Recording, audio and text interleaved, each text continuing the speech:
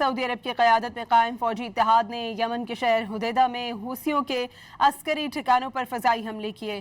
سعودی اتحادی افواج کے مطابق تباہ کیے گئے اہداف کا تعلق بحیرہ احمر میں تجارتی جہاز رانی کے خلاف خطرات سے نمٹنا ہے۔ واضح کیا حدیدہ بندرگاہ پر حملہ نہیں کیا۔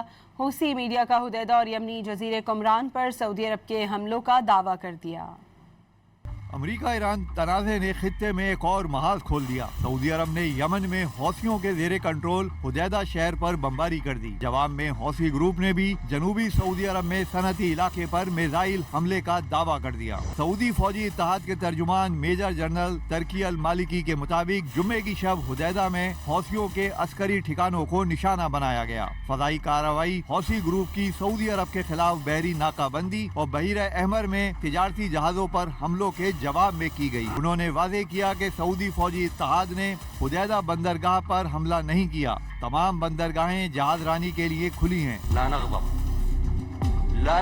حوثیوں کے زیر انتظام ٹی وی چینل المسیرہ کے مطابق سعودی اتحاد نے حدیدہ میں ٹیلی کمیونیکیشن اتھارٹی کی تنصیبات پر حملے کیے۔ جزیرہ کمران پر حملے میں خاتون زخمی ہوئی۔ حملے کے بعد یمن کی انصار اللہ نے سعودی عرب کے جنوب مغربی شہر جیزان پر میزائل حملے کا دعویٰ کیا۔ غیر ملکی میڈیا کے مطابق انصار اللہ نے اپنے ٹیلی گرام چینل پر جاری بیان میں کہا کہ جیزان پر میزائل حملے کے بعد صنعتی علاقے میں آگ بھڑک اٹھی۔